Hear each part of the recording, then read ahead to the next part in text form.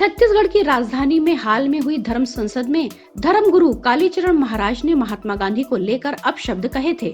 साथ ही उन्होंने गांधी जी की हत्या के लिए नाथूराम गोडसे की सराहना की थी। इस मामले पर छत्तीसगढ़ के मुख्यमंत्री भूपेश बघेल ने कहा कि अगर इस तरह के गुंडे भगवा वस्त्र धारण करके ऐसी भाषा का प्रयोग करेंगे तो वह संत नहीं कहलाएंगे। दोषियों के खिलाफ सख्त से सख्त कार्रवाई की जाएगी। छत्तीसगढ़ पुलिस ने घटना के तुरंत बाद कार्रवाई करते हुए एफआईआर दर्ज की है। भूपेश बघेल ने कहा कि किसी को भी बख्शा नहीं जाएगा। उन्होंने कहा कि चुनाव के मौसम में साजिश के तहत माहौल को खराब किया जा रहा है। भूपेश बघेल ने यह भी कहा कि ऐसी घटनाओं पर कार्यक्रम के आयोजकों की भी जिम्मेदारी बनती है। पूरी जांच के बाद जिसकी भी जिम्मेदारी बनती है उस पर कार्रवाई होगी। भूपेश बघेल ने कहा कि आयोजकों ने जिनको संरक्षक बनाया उनमें महंत राम सुंदर दास हैं। इसके अलावा भारतीय जनता पार्टी के विधायक हैं। यहाँ के पार्षदों को भी संरक्षक बनाया गया। सनातन धर्म पर चर्चा थी, इसलिए अनुमति दे दी गई थी, लेकिन किसी को इस बात का संज्ञान नहीं होगा कि इस तरह का विवादित बयान दिया जाएगा। इस कार्यक्रम में गोडसे और गांधी जी की चर्चा की जाएगी। धर्म संसद की चर्चा में गांधी और गोडसे कहां से आए? उन्हें सनातन धर्म पर चर्चा करनी थी।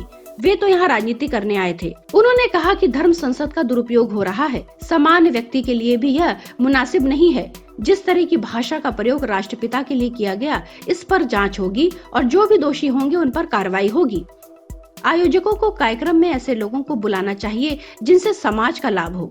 अगर ऐसे लोगों को बुलाया जा रहा है जो भगवा वस्त्र धारण किए हुए हैं और गुंडे हैं, उनको तो आप संत नहीं कह सकते।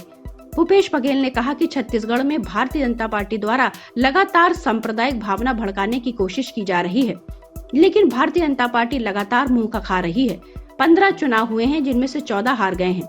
यह जनता ने जवाब दिया है।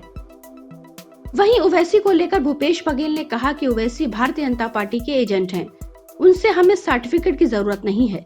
भारतीय जनता पार्टी के एजेंट हम पर आरोप लगा रहे हैं। यह वही जाते हैं जहां भारतीय जनता पार्टी को मदद पहुंचानी होती है।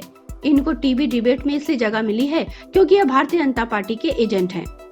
भूपेश बघेल ने कहा कि कांग्रेस पार्टी धर्मों को वैसे ही लेती है जो हमारी भारतीय परंपरा है। ओवैसी क्या बात करेंगे? उनके सबसे बड़े नेता जिन्ना और सावरकर हैं। हमारे नेता महात्मा गांधी हैं। यह अपनी जाति और धर्म के नेता बने हुए हैं। यह हिटलर और मुसोलिनी से प्रभावित लोग हैं। उत्तर प्रदेश में होने वाले चुनावों पर भूपेश बघेल ने कहा कि कांग्रेस का परफॉर्मेंस उत्तर प्रदेश में चौंकाने वाला होगा।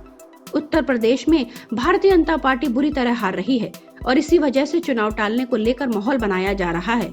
Bureau report, public news.